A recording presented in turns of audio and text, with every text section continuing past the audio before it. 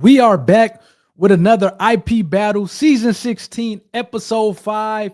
And I'll tell you what, this was a great one. I know last week we were talking about how, hey, from start to finish, all those 4 pitches, they were heavy hitters. But I think this week, hey, this was another treat for you and I, as every pitch they got a deal. And not only that, a lot of the deals included not just one but two sharks. So we're going to go through these pitches, and I'm going to let you know, as I always do, which one is going to, in my opinion, make the most money going forward, as well as which pitch is going to be around the longest. For those of you who don't know, I am Dave, 10-year intellectual property attorney, dealing with everything from trademarks, patents, copyrights, as well as trade secrets. And again, I'm enjoying doing these videos. Please hit a like if you do like these IP battles that I try to do, as well as hit the subscribe button if you are not a part of the IP community. I would love to have you as part of the IP community.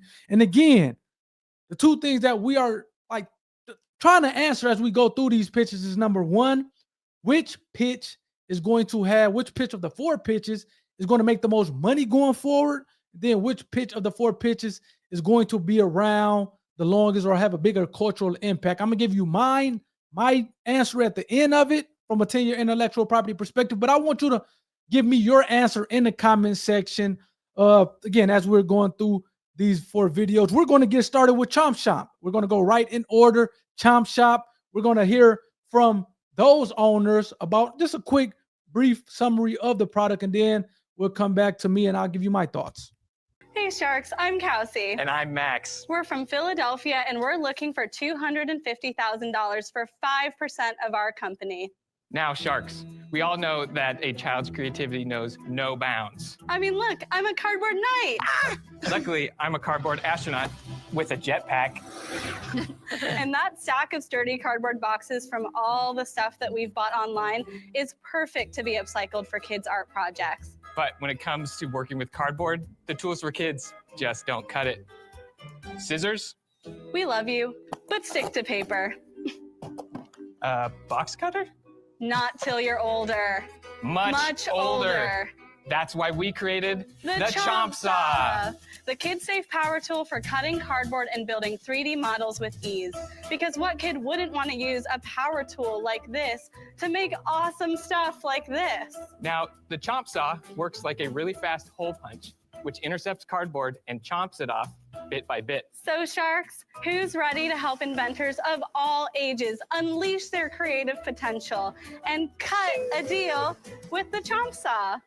Now, Chomp Shop, it was pretty interesting. And again, I have to back up and first say I love when you guys comment under those videos. If you want to see that full breakdown from my perspective, please go Everything Intellectual Property, the YouTube channel. Click on that video to see that. But I'm loving you guys commenting under those videos with your guys' thoughts. I had a few people commented that they love the product and they can't wait till they get theirs. One even said that it'll be interesting if it's a one for electrical kit. Now, this is a kit for cutting cardboard for kids.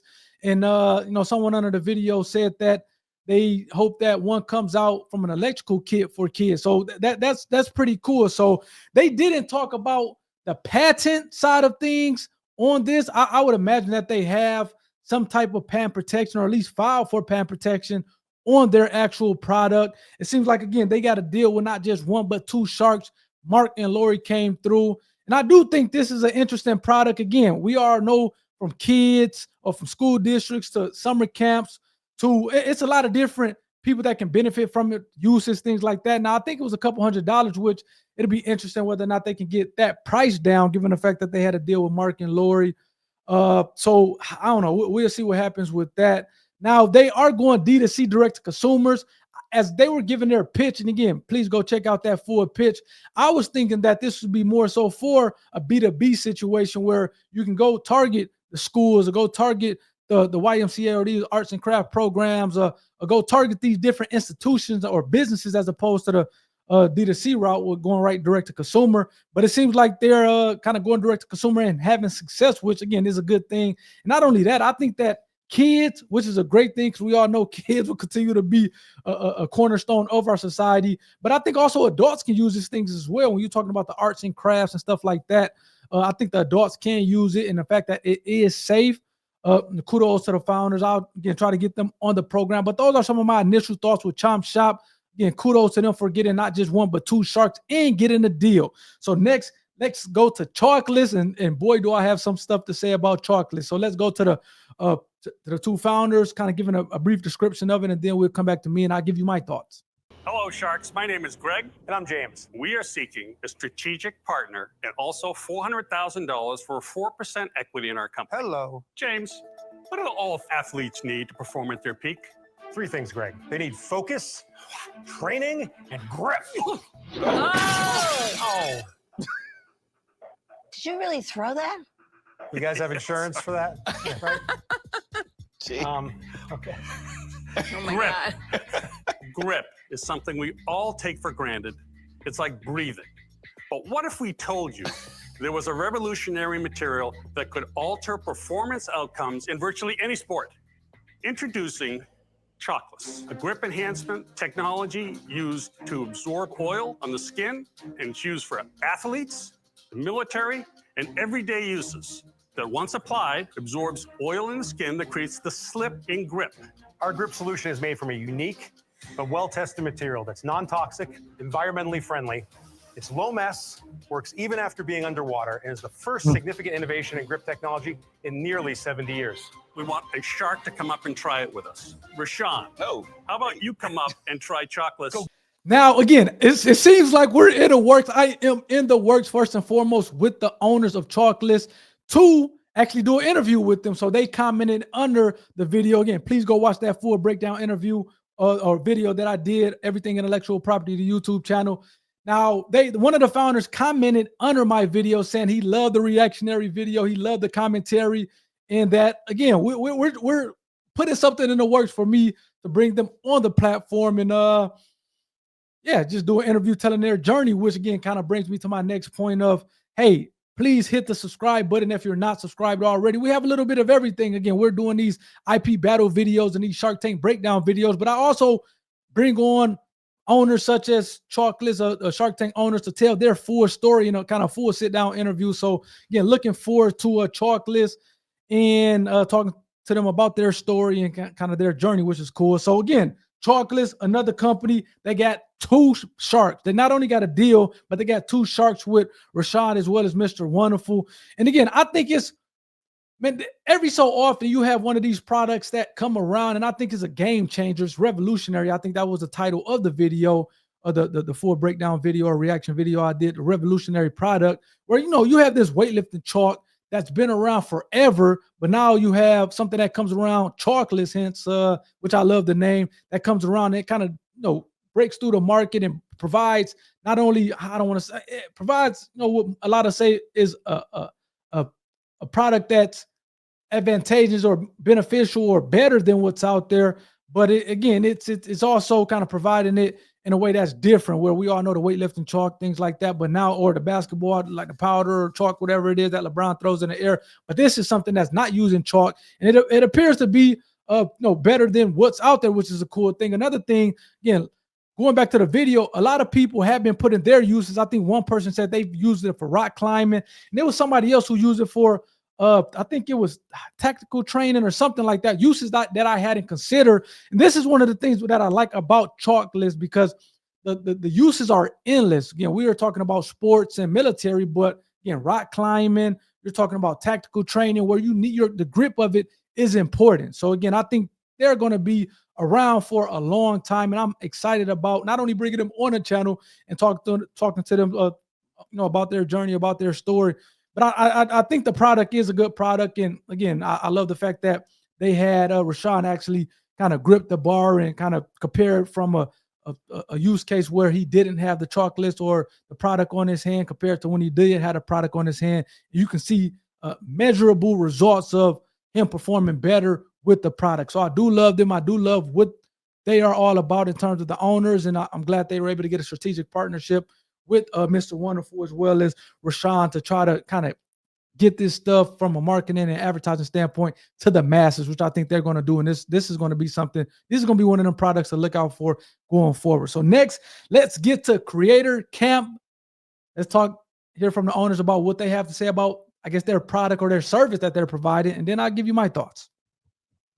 Hi, Sharks. My name is Kai. I'm Kasdan. And I'm Jackie. We are all high school best friends from Katy, Texas, and we are here seeking $350,000 in exchange for 5% equity of our company, Creator Camp. Sharks, has this ever happened to you? You're going to a nice restaurant. You get set down at a beautiful window booth. Wow. Just as you're about to enjoy your meal, you hear it before you see it. The tablet kid. Sharks, did you know that children ages 8 to 12 spend an average of 8 hours a day on screens? Wow. Yes. And that time is mostly spent gaming, watching mindless videos, and of course, Doom scrolling. Now, Sharks, we all got one of these, and they're not going away anytime soon. so how do we ensure our children have a positive relationship with technology? By teaching them how to use their devices as a tool to create. And that's why we created Creator Camp, an EdTech summer program that teaches kids content creation, filmmaking, animation, music production, and game design, all using their tablets. The most popular career choice among kids today is no longer being an astronaut, and it's not being a doctor or even a basketball team owner either. No, sir. It's being a content creator. So we teach them what they want to learn, and they're having so much fun, they don't even realize they're learning real technical skills within the creative process with courses that include video editing, audio engineering, and even online safety. But more than anything, Sharks, what we're really here to do is endorse and encourage creativity and collaboration, two things that are more important than ever in today's digital world of AI. Sharks, who wants to educate and inspire the next generation of creators?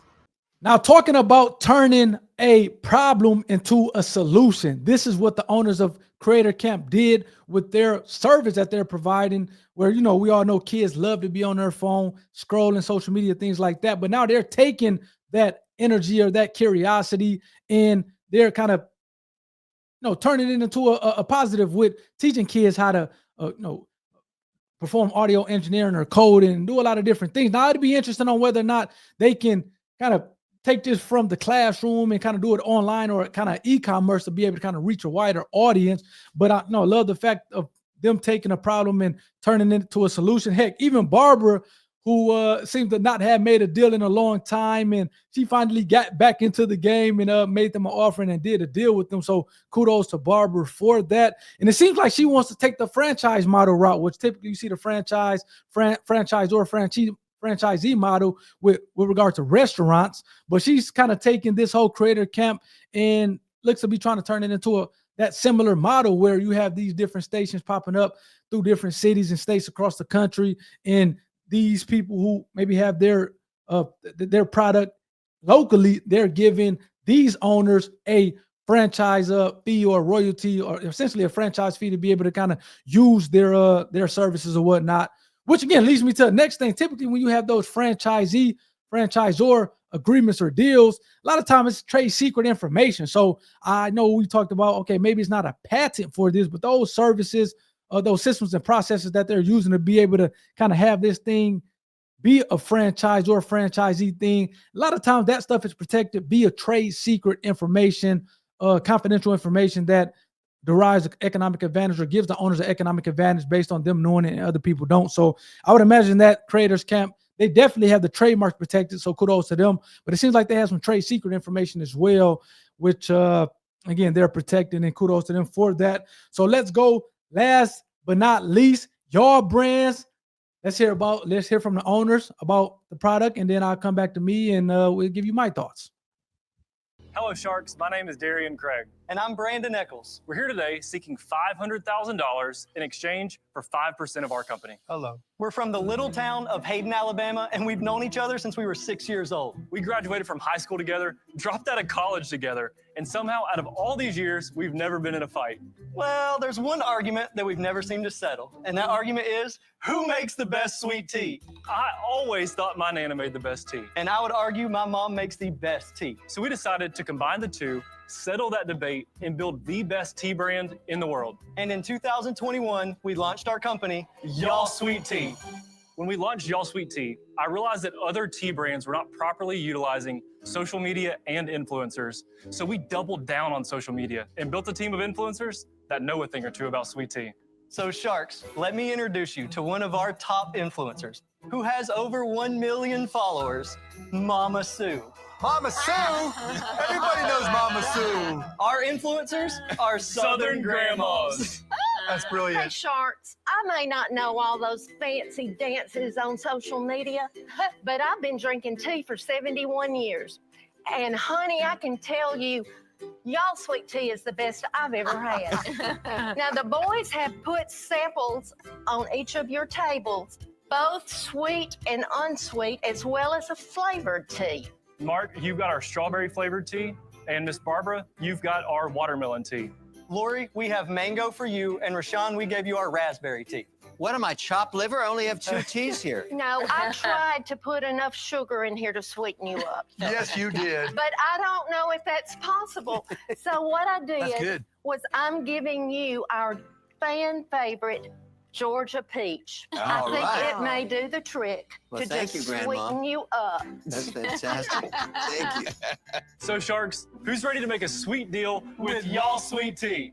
It's All right. very Now, again, Y'all Brands is another one of those companies that not only got a deal, but they got a deal from 2 sharks. We're talking about Lori and Rashawn. It seems like Rashawn being that kind of financial investor to be able to take something that's already growing, that the owners already have an idea of what they're doing, and kind of make it a rocket ship. And again, if you want to hear more about that full breakdown that I did on Y'all Brands, please go check out it. Everything intellectual property, Y'all Brands. I want to interview the owners on this one. It seems like this is a tea company, and I've got some great comments or feedback under that video from people talking about they love the product, and you can add as much or as little sweetener to the product, to the tea as you want. And this is something that originated out in the South. I think they're from Alabama, and it seems like, again, they're currently projected to do $5 million, which is crazy to think, and they're doing it in a way that's efficient. They haven't given out any equity up until at the point of coming on to Shark Tank. And again, they did 2 deals, and I can see them having a $50 million exit here in the next